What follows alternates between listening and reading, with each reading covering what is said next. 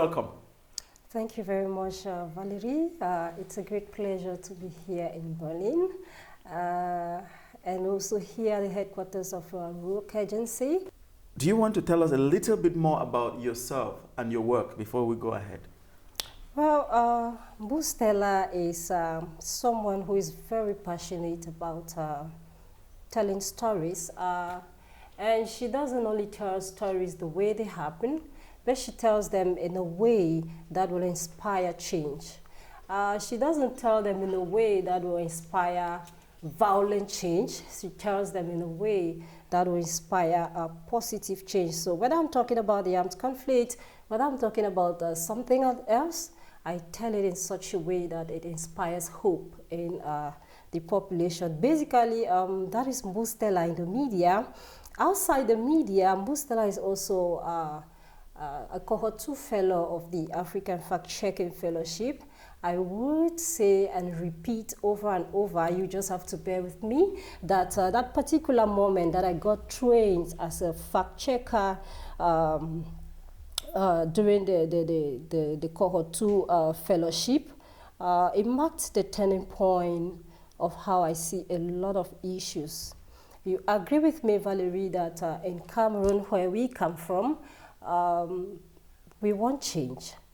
We want to change in our education, we want to change in our system, we want water to flow constantly from our tap. That is a change because we don't have that.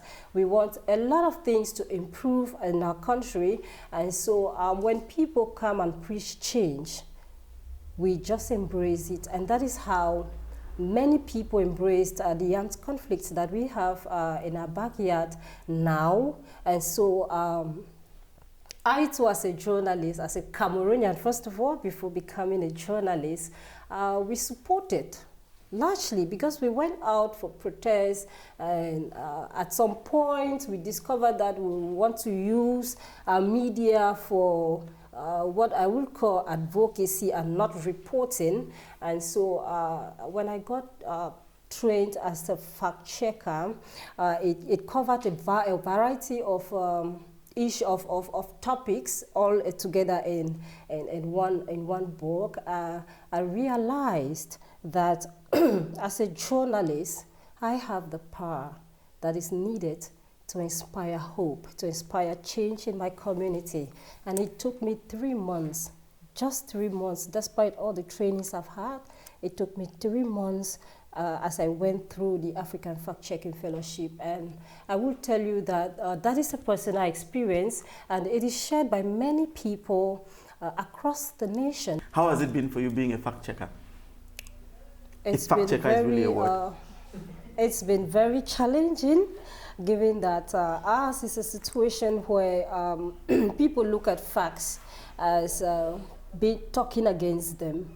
Valerie, if you are a separatist and maybe you want to deceive the population, and I fact check your claims, it becomes a problem between you and myself. And what you want to do is chop off my head. That is what really happens on the ground. But after the training, we see the value, the need for people to have verified information. They always say information is power. We continue to carry out those very daring tasks, trying our best to inform the population. Now, after the 3 months training, the defyhatenow initiative has already equipped you with what you need.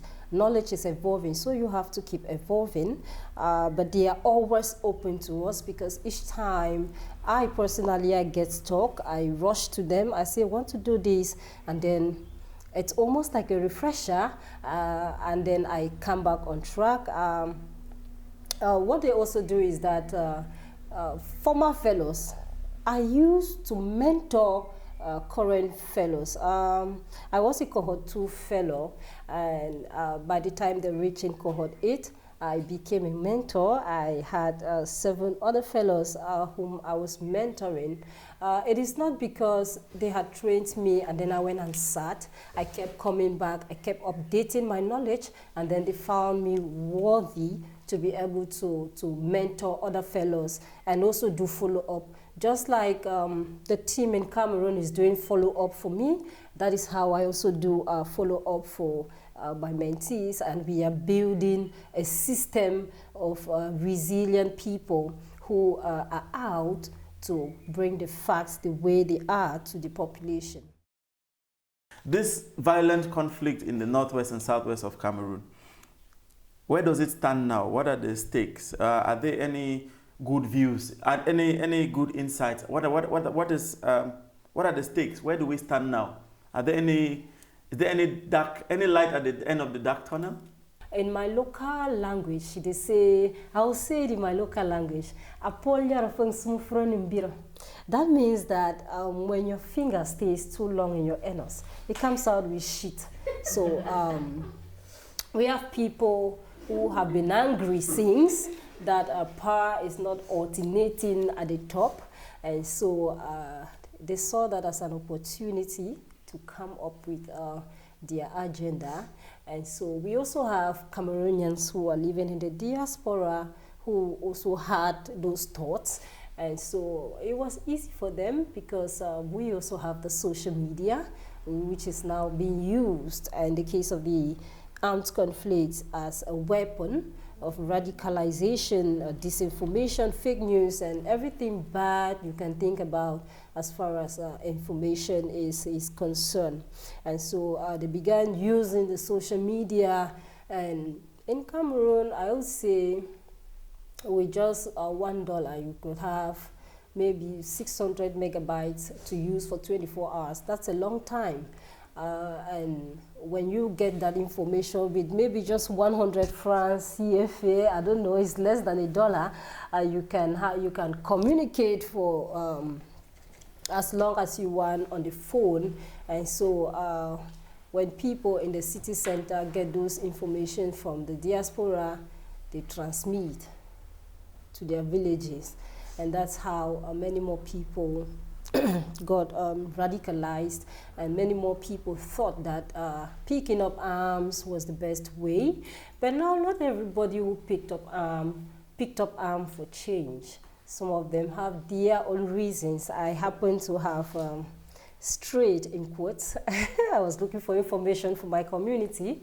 So I happen to have gone into the Disarmament, Demobilization and Reintegration Center that is set up to assist fighters, former fighters who want to turn away from their activity and embrace the unity of Cameroon. And so I spoke with about 8 former separatist fighters, and 4 of them had different views, different reasons why they picked up arms. Some of them did not even go to school, so they could not even think. They could not differentiate between fighting for change and just fighting.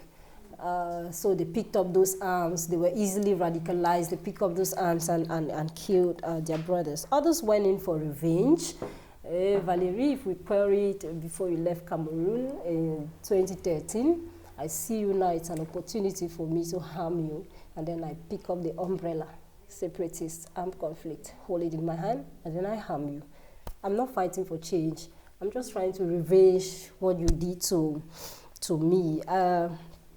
So when you look at the armed conflict, you see that people have reasons for which they are fighting, and that also explains why we have so many groups, different groups, with different ideologies. At times you don't know which one is which one. Everybody is operating, they have the weapons in their hands, they can take your life at a single trigger if they pull the trigger. And so it's really terrible. So I would say the Bamenda of today is scary. It's very scary. Yes. When I get up in the morning, I'm scared of my neighbor is scared of me. Before 2022, we had more than 500 schools that were shut down, unable to even have, even if it's just one student we had more than 300 primary schools that were completely shut down. And so, but as at now, we have many more opening up, and children are struggling to acquire education, even though in their quest for education, they still come under attack. But despite that, people are picking up the pieces of their lives. They've understood, and I believe strongly that people have understood, because the Defy Hate Now initiative has stood the gap to bridge, to be that bridge that media people use to see the situation in a bigger picture. And so many more people have continued to understand that some of those things we were told before about our history, they are not actually our history. They are people's opinions that they are using to be able to push forth the agenda that they have. We don't know the reasons why. I would say also that Bamenda is a very beautiful place. You all will like. You will want to visit Bamenda. It's a very beautiful place. I will not say it all, Valerie. They should come and experience Bamenda. If you look at me, you'll see Hate-Free Abakwa. Abakwa is a pet name that we've given to Bamenda, I would say. Bamenda is known as Abakwa. So you see Hate-Free Abakwa. It was a small event that took place in Bamenda, but it brought about huge change. This is not how the t-shirt for that event looked like. What you see, the colors you see were put by me. That is my own way of expressing how much I value the initiative. I had to beautify my own dress to show how much I value the initiative, to show how much I hold it in my own heart, and to always remind me that your community needs news. They need news that can inspire hope, and they also need factual stories. You're coming from Bamenda. How are people in Bamenda perceiving the diaspora? In your family, if there was anybody who has fallen bush, because we call it bush, if there's anybody who has fallen bush, your family is well respected, because they know that he is acquired. The family relation who is there is acquiring knowledge, is making money, and will invest back into the community, because usually in Cameroon, people don't invest on their families. They invest on the community. So people were very happy when they see people who have fallen bush. But these days, we have very few people who think that those who have fallen bush are helping the country, because if they are still helping, we have the violence now that we would say is cooked in the diaspora and served back in Cameroon. Because when you see it on the social media, you see somebody advocating that people should be killed, people should be harmed, people should be chased away, people should stay home for 3 days. You begin to ask yourself, when he gets up, does he also stay in his house where he is for 3 days? Because we all have a cause that we want to achieve. We all have some goals that we want to achieve. When you begin to ask yourself those questions, then it boils down to one thing. Are people who are falling bush are wicked on us? And that is the mentality now that people have. We have those who want to invest. We also have those who want to invest positively and those who are investing negatively. Because if you fund a violent conflict, if you give weapons, you dish out a lot of violence, you are also contributing, but you are not contributing in such a way that it's going to help people. So I would say that the diaspora can also play a role of advocacy, but if it malfunctions, it will lead us into something else, because it will contribute into radicalization, and it will hinder a peace in our community. So the general mentality about people in the people are no longer, I would say, too obsessed about people who have traveled. the general mentality now is that they are largely the problem that we have in Cameroon. I must say that honestly. That is what people think, that they are largely the problem. And the handful of people who are here, who are not here, who are in the diaspora, cooking trouble and serving it back into their communities, have spoiled it for genuine people who want to invest back into their community. Thank you very much. Before we end this, do you have an advice that you would like to give diaspora communities, Cameroonians living abroad? Well, how can we connect to that conflict in a rather positive way, in a transformative role, maybe? Well, diaspora Cameroonians, you guys have been doing a lot to make life better back in the country. But we have some people who are spoiling the show for you. As you are dancing, they are putting off the lights and we cannot see you. What I can only say is that even when the lights are off, you just try your best and still continue to make life better for your community. It is your community, and everywhere else you go, make sure you think about how you can make life better in your community. All of us have what it takes to be able to do that, even when they dim the lights on you and there is no other way out, there is still a way out. When I was stopped from using the camera, I switched to my mobile phone and I'm still creating impact in my community. I know a diaspora can also do that, and the time is now to show love for Cameroon.